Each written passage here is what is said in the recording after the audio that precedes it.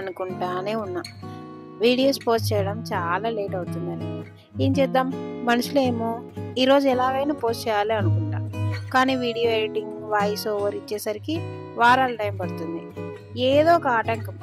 నిజానికి కారణాలు ఒక సాకులు అనుకోండి. కరెక్ట్గా వీడియో ఎడిట్ చేయడానికి మొబైల్ పట్టుకుంటానా, వస్తే నిద్ర వస్తుంది, లేదంటే టింగ్ అని నోటిఫికేషన్ వస్తుంది.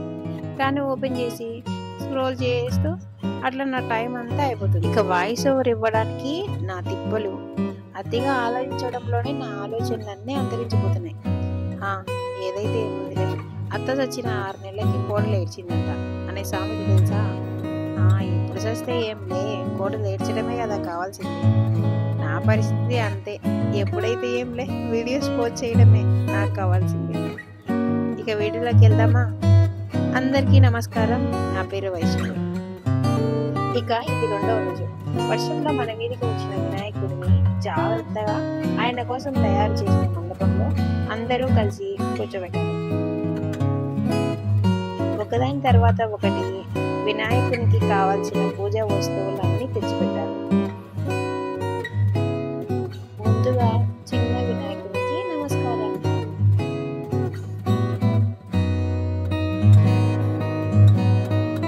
తర్వాత ఈయన మొదటి పూజ తర్వాత మన వినాయకుడు. మీ అందరికీ ఒక విషయం చెప్పాలి, నేను వీడియోస్ తీయడం వల్ల, పోస్ట్ చేయడం వల్ల ఎక్కువగా ఆనందపడేది మా పిల్లలు. అదేనండి, మా వీధిలో చిన్నపిల్లలు. వాళ్ళని వాళ్ళు వీడియోస్లో చూసుకోవడం వల్ల తెగ మురిసిపోతూ ఉంటారు. వాళ్ళు చాలా హ్యాపీగా ఫీల్ అవుతారు. యాక్చువల్గా నేను లాస్ట్ ఇయర్, అంతకుముందు ఈ ఇయర్ వినాయక చవితిని రికార్డ్ చేసి పెట్టాను, కానీ వీడియోస్ని యూట్యూబ్లో అప్లోడ్ చేయలేదు కొన్ని ప్రాబ్లమ్స్ వల్ల. సో అప్పుడు వాళ్ళు చాలా డిసప్పాయింట్ అయిపోయారు పిల్లలందరూ. ఈసారి నేను వాళ్ళకి ఆ ఛాన్స్ ఇవ్వాలనుకోలేదు. ఎలాగైనా పోస్ట్ చేస్తా వీడియోస్ అన్ని. ఇక్కడ కనిపించే వస్తువులన్నీ ఏంటి, ఎందుకు అనేది నెక్స్ట్ వీడియోలో చెప్తాను.